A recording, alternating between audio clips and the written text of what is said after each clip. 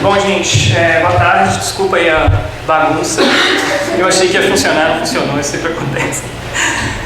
Bom, primeiro eu queria agradecer ao professor Imaculado por ter acolhido tanto os textos quanto o grupo, e adorei essa versão itinerante, nômade dos modos de presença. Sugiro que o Rodrigo venda esse pacote para várias faculdades para a gente poder excursionar por ele. A gente veio passear bastante. Exatamente. E dizer que esse texto eu escrevi junto com uma colega lá de BH, Mariana Freitas, que está no mestrado agora lá na UFMG, na filosofia, estudando Derrida, e ela não pôde vir. E pelo fato dela não poder vir, vocês tiveram o azar de ver uma versão piorada da apresentação, porque não tem a Mariana. Eu vou apresentar assim, o movimento geral do texto que está publicado na Arte e Filosofia. Não vou entrar muito assim, nos detalhes.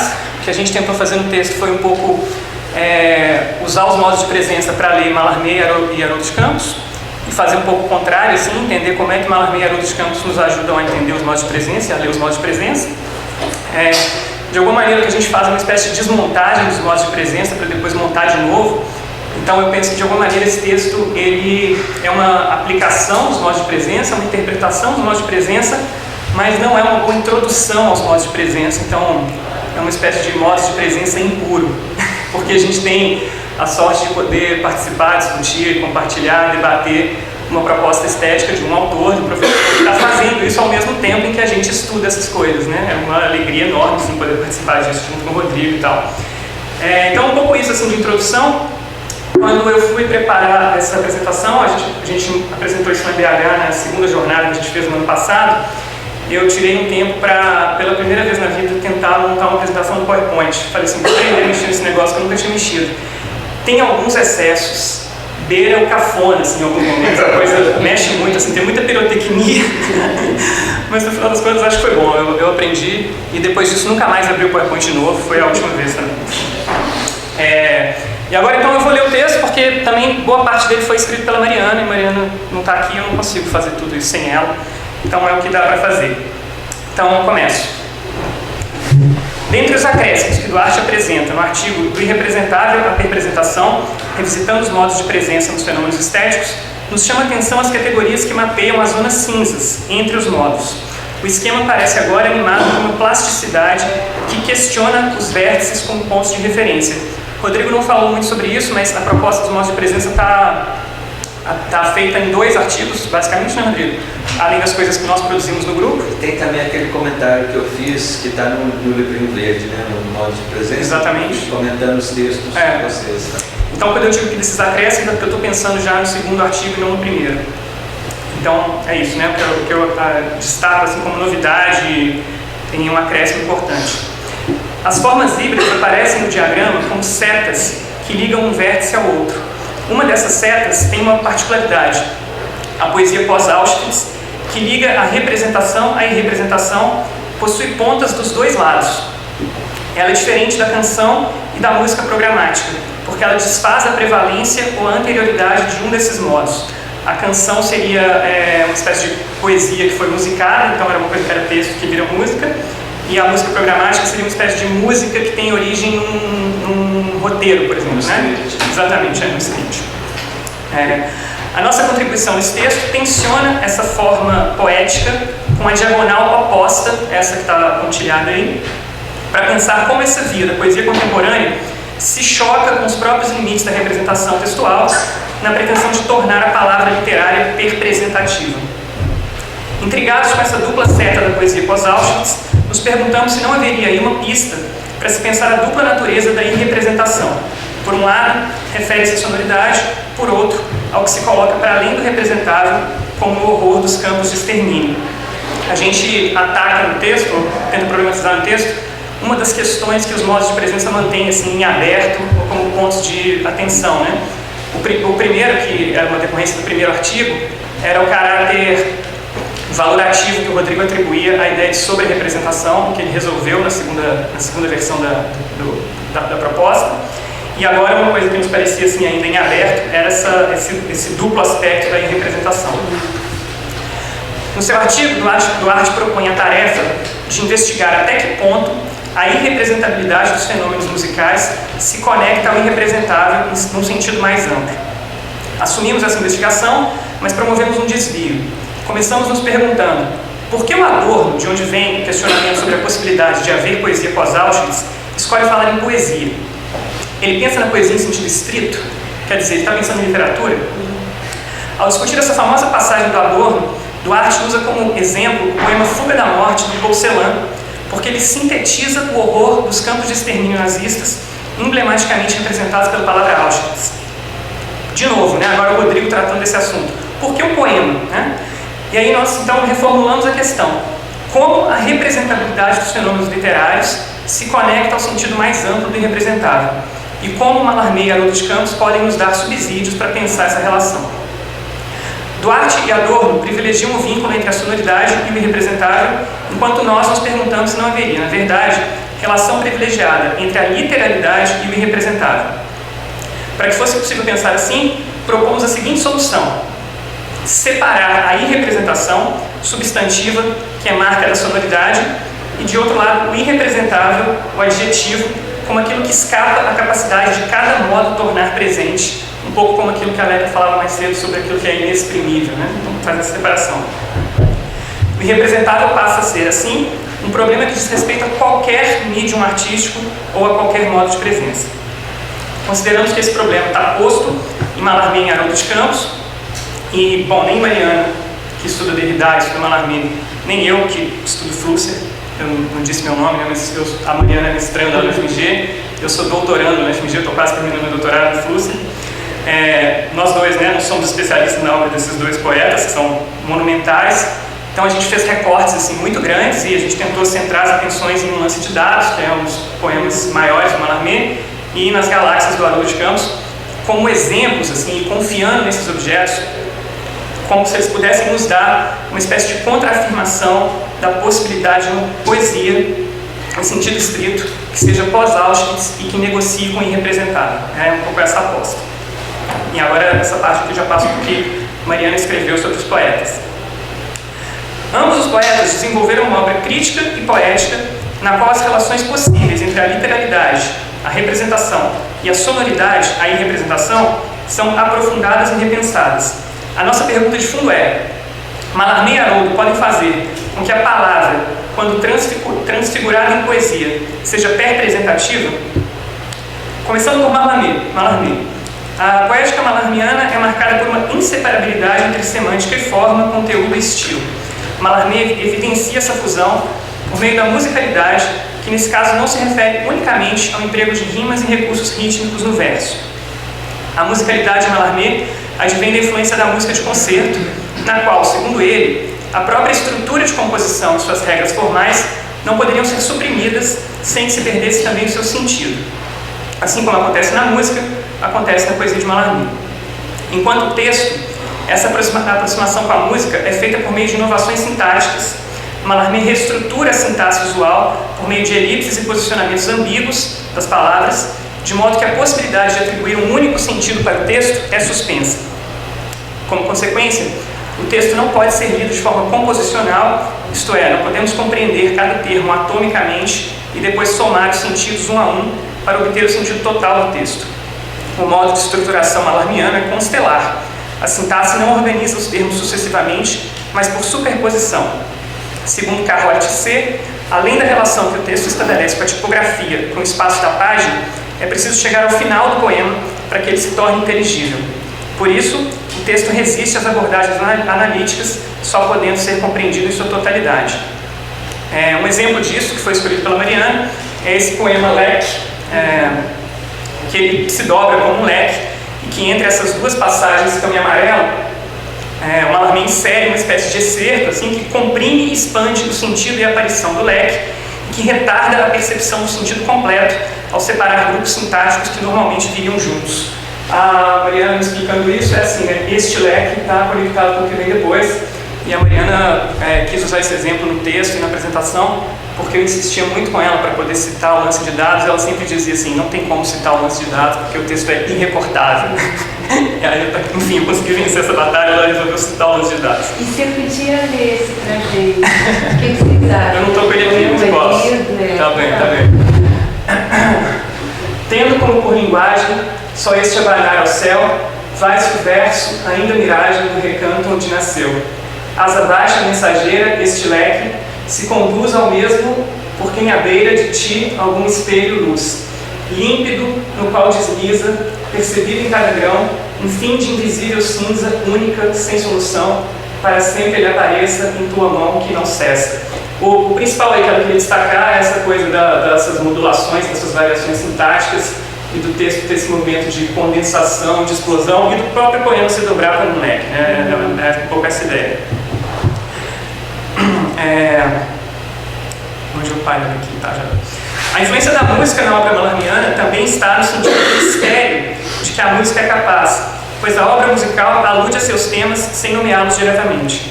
Mallarmé quer trazer a poesia à abstração e à imaterialidade próprias da música por meio da alusão e da sugestão, liberando-a da necessidade de realizar uma função referencial direta. Assim, o poeta desarticula o próprio exercício da leitura corriqueira, provocando o hermetismo tão característico, mas jamais despropositado de sua obra. Isso atinge uma espécie de ápice no poema gráfico Lance de Dados.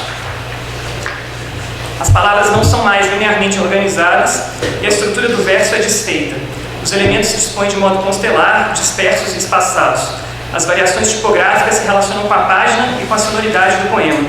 E os espaços em branco são tão relevantes quanto os tipos efetivamente impressos. O espaçamento inventivo do poema gráfico remete à estrutura de uma partitura musical em que o tempo rítmico se dispõe espacialmente nos brancos da página e na distância entre os caracteres das palavras. Como resultado, os espaços em branco e a letra impressa exigem do leitor a mesma atenção, ambos devem ser considerados como texto.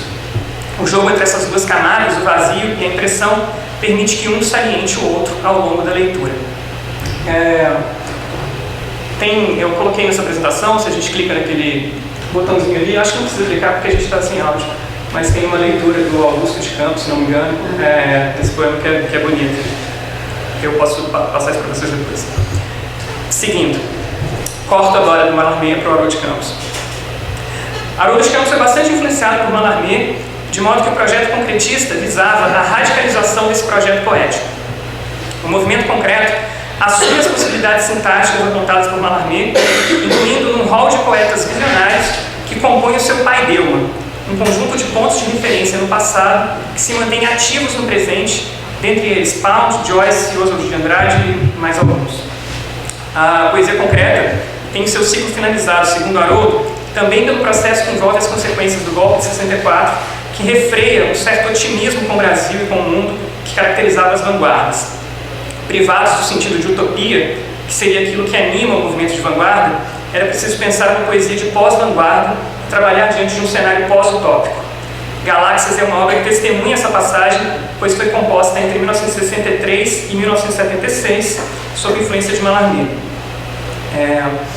Os concretos atribuem a Mallarmé a aplicação de um método prismográfico. A poesia se vale de uma série de recursos, a sintaxe, a tipografia, a página, de modo a espacializar o sentido em subdivisões prismáticas da ideia. É como se a poesia fosse um prisma pelo qual a ideia passa e se inscreve no papel sob a forma poética. Os concretistas queriam descentralizar a função referencial da palavra e buscavam, através da poesia, a presentificação do objeto e não a sua apresentação como uma forma de representação. Nessa ideia de presentificar está, para Haroldo e para os concretos, o esforço de contornar os limites que definem cada um dos modos de presença. A poesia almeja, portanto, fazer mais do que os usos comunicativos e pragmáticos da linguagem. Na aplicação dessas ideias pelos poetas concretos, a palavra poética incorpora as dimensões semântica, vocal e imagética, inspiradas por uma formulação do James Joyce ao falar da verbívoco visualidade. Isso é uma passagem do Haroldo que ele diz, né? A palavra tem uma dimensão gráfico-espacial, uma dimensão acústico-oral, uma dimensão conteudística, agindo sobre os comandos da palavra nessas três dimensões. Dispondo dessas três dimensões, uma gráfico-espacial, que seria a apresentação dos modos de presença, uma acústico-oral, que seria a representação, e uma conteudística, que seria a representação, aproximamos a palavra poética de Haroldo de Mallarmé da ideia da perpresentação, né? Para dizer que a própria palavra poética é híbrida, né? Nesse sentido. Embora a poesia concreta pareça privilegiar a dimensão gráfica, a oralização sempre foi uma preocupação dos concretos, Isso pode ser visto, por exemplo, no CD que o Haroldo de Campos encarta, né, nessa edição das Galáxias, que é do início dos anos 90, que ele recita várias passagens dos poemas acompanhadas por uma cítara, assim, é até um pouco estranho, mas é legal. Massicando. Exatamente. E também por conta de muitas sessões que eles fizeram durante o período do concretismo, acompanhados de músicos e tal, e também parcerias com músicos, né? Por exemplo, Circulado de Fulô, do Caetano Veloso, é um trecho das Galáxias do Haroldo de Campos, a letra da música. Nisso, né, no programa concreto, está uma reedição atualizada da ambição malarmiana de uma junção entre forma e sentido, de modo estrutural, liberando a palavra da representação simples, estrita e limitante, digamos assim. Como exemplo disso, poderíamos ler quase qualquer passagem das Galáxias, então basta irmos às primeiras linhas para ver a escrita se debatendo contra a própria escrita. Aí também eu tinha colocado um áudio que é do Haroldo, né, nesse CD, mas eu vou ler, já que a Aleca pediu. Vou ler só essa passagemzinha do começo, que eu acho que serve de exemplo do livro como um todo, né? Ele abre as Galáxias assim. E começo aqui e meço, aqui este começo, e recomeço e remeço e arremesso, e aqui me meço. Quando se vive sob a espécie da viagem, o que importa não é a viagem, mas o começo dá. Por isso meço, por isso começo, escrever 1000 páginas, escrever 1001 páginas, para acabar com a escritura, para começar com a escritura, para acabar, começar com a escritura. Por isso recomeço, por isso arremesso, por isso teço, escrever sobre escrever, é o futuro do escrever, sobrescrevo, sobrescravo, em 1001 noites, 1001 páginas, ou uma página em uma noite, que é o mesmo. Noites e páginas mesmo, em si mesmo, onde o fim é o começo, onde escrever sobre escrever é não escrever sobre não escrever, e por isso começo, descomeço, pelo descomeço, e por aí vai. Dá para ler qualquer página do livro, ele próprio diz isso. Qualquer página das Galáxias serve como as Galáxias inteiras. Dito isso, assim, tendo passado então, né, considerados Mallarmé e Haroldo, a pergunta que a gente se faz é: será que é possível afirmar o privilégio da representação em relação ao irrepresentável? Na poesia, e nesses poetas em especial, o texto quer ultrapassar o que lhe é próprio, a representação, e por isso sugerimos que a literatura tem caráter representativo, na medida em que é crítica e multidimensional. Duarte dizia, ainda no primeiro artigo, antes de forjar o termo representação, que se a polimedialidade fosse crítica, ela atenderia mais a, cito Rodrigo, interesses intrínsecos à própria expressão artística do que uma atrelada ao mercado, usando uma lavagem cerebral em parcelas significativas da população. É no mergulho nesses interesses intrínsecos à própria expressão artística que se movem Mallarmé e Haroldo. Exemplifica uma demanda que aparece na frase que nós usamos de epígrafe para esse artigo, né? O Adorno, na teoria estética, diz assim: as obras de arte devem surgir como se o impossível lhes fosse possível. Mirando o impossível, que pode ser associado ao irrepresentável, desde que tiremos dele a sua acepção primária sociopolítica cultural, e tudo bem, não tem problema. Se der problema, dá problema. E só uma coisa, né? Eu escrevi que a acepção primária não quer dizer que ela é primária como um adjetivo, né? Quer dizer que ela é primeira, né? Teria sido melhor dizer assim, a sua acepção primeira, sociopolítico-cultural. A poesia se volta para os seus interesses intrínsecos e chega ao seu ponto de saturação, né? Ela quer superá-los. Por isso ela extrapola o âmbito da representação e por isso ela se relaciona com o irrepresentável. Feitas essas considerações, precisamos remontar o que de certa forma desmontamos. A representação e o irrepresentável se soltaram daquele quadrado semiótico dos modos de presença. E essa rediagramação é um exercício de imprudência calculada, porque damos um passo adiante na reinserção da estética, com E maiúsculo, num quadro teórico que quer ser mais amplo. De certa forma, os modos de presença são uma teoria estética com E minúsculo.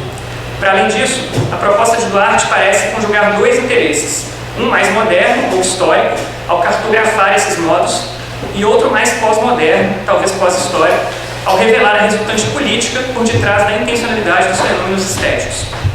O saldo é a aquisição de categorias transhistóricas que tanto descrevem manifestações estéticas contemporâneas, quanto se projetam retroativamente e prospectivamente. Duarte faz com a matéria da tradição estética o que Haroldo de Campos faz com a tradição poética.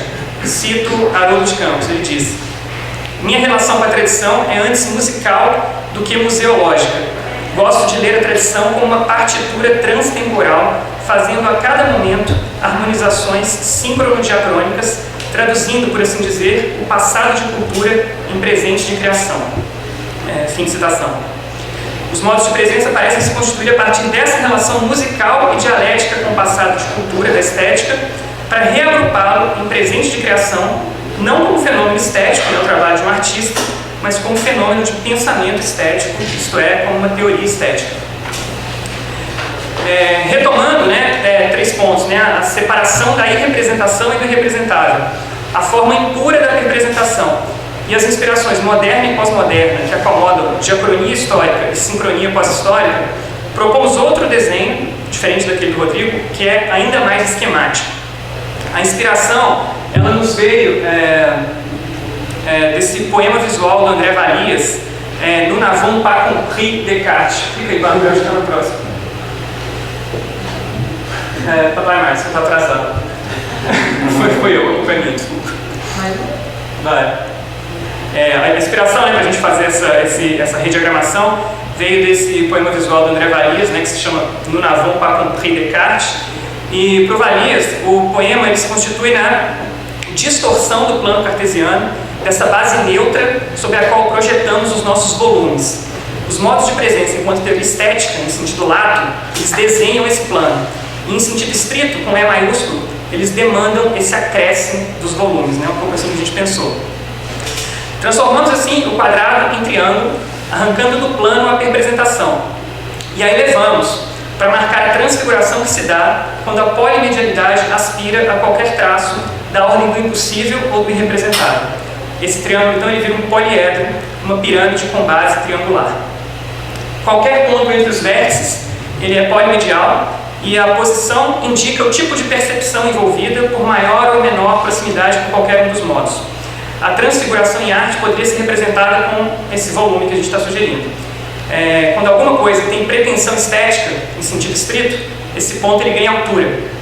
E a medida da altura da pirâmide vira uma espécie de coeficiente artístico. Para cima desse plano e entre os 3 vértices, tudo é representativo, para baixo, tudo é sobre-representativo. Desenhando de outra maneira, a aresta da pirâmide, que fica em primeiro plano, poderia indicar a tônica da manifestação representativa. Pode seguir. Mais um. Esse é o jeito como a gente colocou no artigo. Então, assim, desenhando de outra maneira, essa aresta da pirâmide que fica no primeiro plano pode indicar a tônica da manifestação representativa. No caso da poesia de Mallarmé e Haroldo, fica em primeiro plano a aresta que liga a representação e a representação. Mas se a gente pensa em Picasso ou em Schoenberg, por exemplo, essa pirâmide ela gira. Isso porque o que fica em cima, com o ponto de interseção dessas arestas, é como a palavra concreta, aquela palavra tridimensional, uma espécie de palavra total da poesia do Haroldo. É verbívoco visual e é imantada pelos outros modos. Mas isso não precisa ser palavra, pode também ser um traço, ou pode ser uma nota musical. No texto a gente fez esse croquis girar, assim, não ficou muito bom assim o desenho, foi o que deu para fazer. Esse é o desenho e é um pouco essa ideia, Se a gente está tratando de uma manifestação estética representativa que tem como base o texto, então a gente tem a representação no primeiro plano, se é como imagem, como som, a gente teria a representação em primeiro plano, e se é como imagem, a gente teria a representação em primeiro plano. E aí, para encerrar, já não falei demais, concordamos com o Duarte quando ele sugere que a teoria estética de Adorno seja capaz de conciliar o entendimento da irrepresentação e do irrepresentável. Discordamos do privilégio dado à dimensão musical sonora. Isso nos parece orientado pelas afinidades eletivas que Duarte e Adorno têm com a música. Consideramos que isso é uma ilusão que restabelece hierarquia no interior de uma teoria que quer se desfazer dela. Ao partir da poesia, Mariana e eu fomos atrás de uma outra ilusão, mas também a gente muda de ideia ao longo do texto, A gente descobriu que também não era o caso. E desfeitas essas ilusões, os modos de presença nos mostram, na verdade, que cada modo pode ser reconciliado com o representável, cada um à sua maneira, a partir dos interesses intrínsecos às suas próprias formas de expressão. Os modos de presença também dão conta de uma questão que é maior do que aquela tarefa colocada pelo Rodrigo, a que nos referimos no início dessa apresentação. Assim como fazem a teoria estética do Adorno, a poética da crise do Mallarmé e o poema pós-utópico do Haroldo de Campos. Obrigado.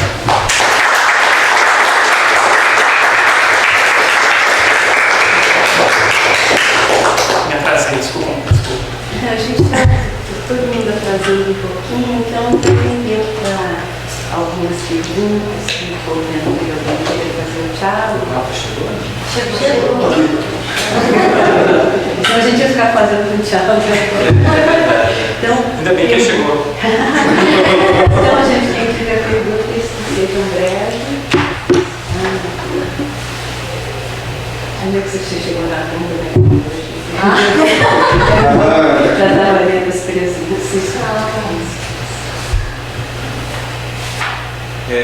Tiago, eu não sei, talvez, pode ser que o Adorno,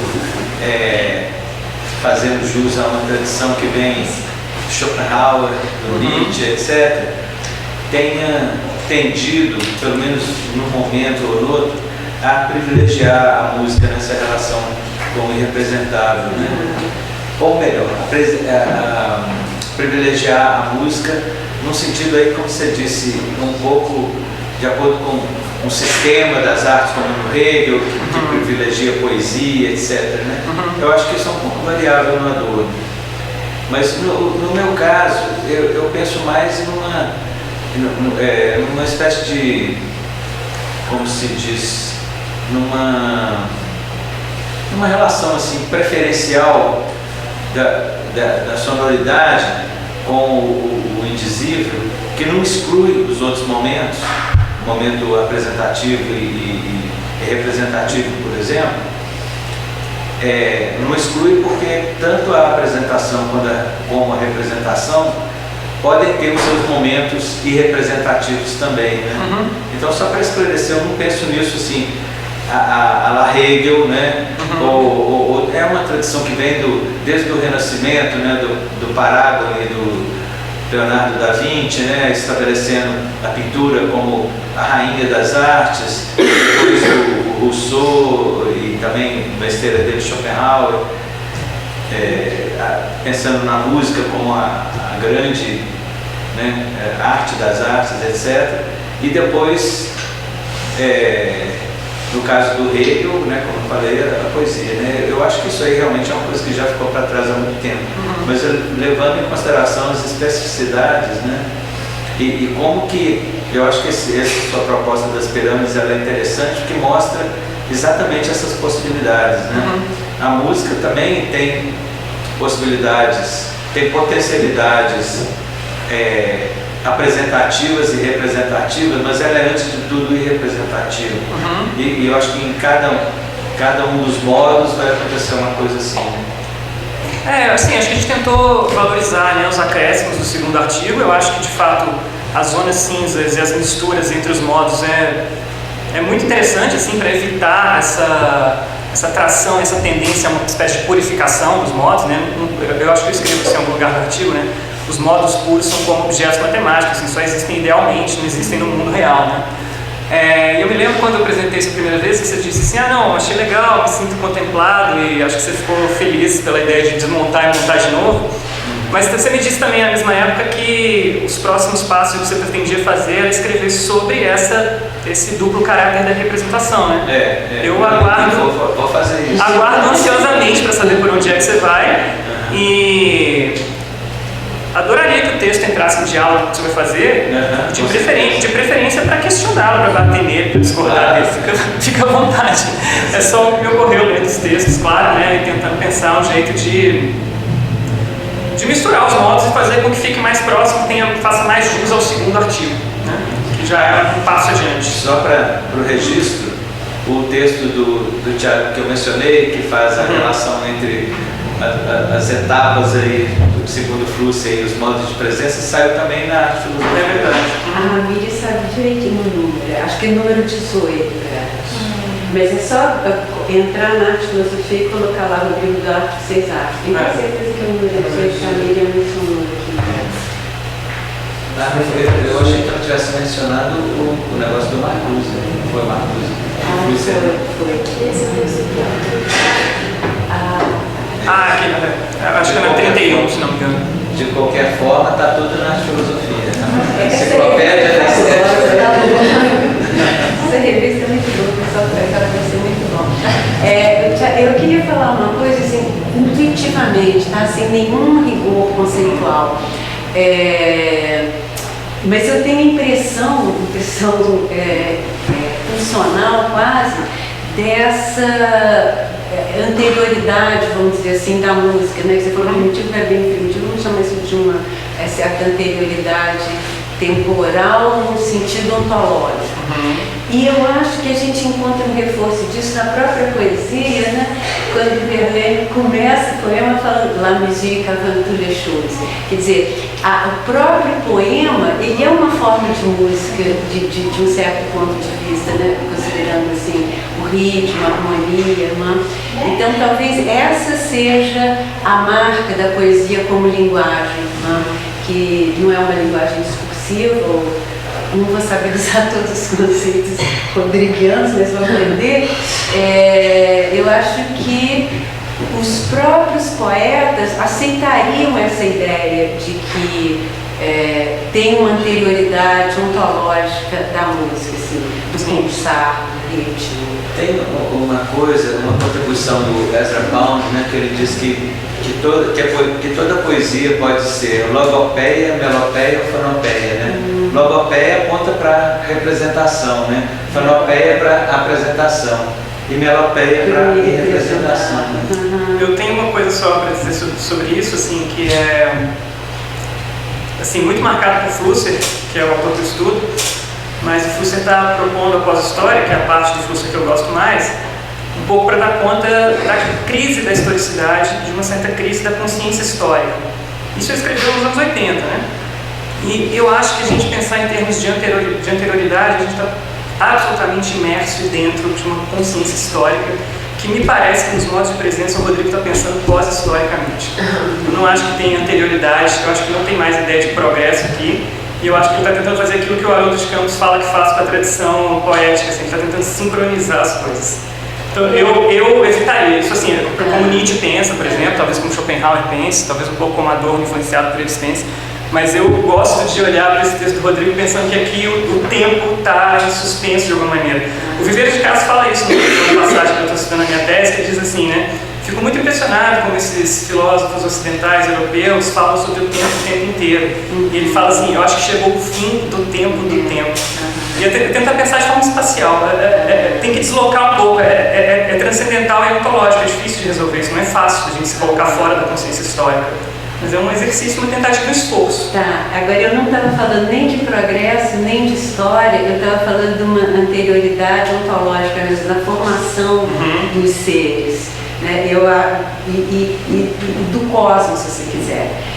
Eu acho que o pulsar é o primeiro, nesse sentido. Tudo bem.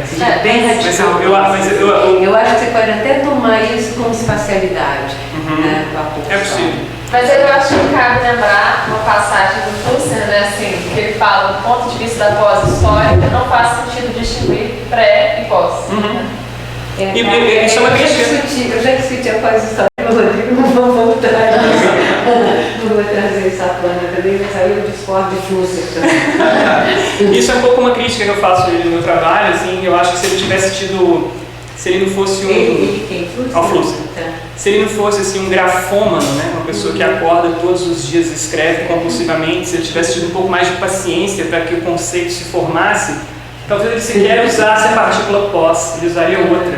E eu sugiro alguma coisa como meta-história. É porque implica alguém que recusa pré e pós falar em pós-história. Né? Já está viciado pela linguagem. É uma contradição performativa, no mínimo. Né?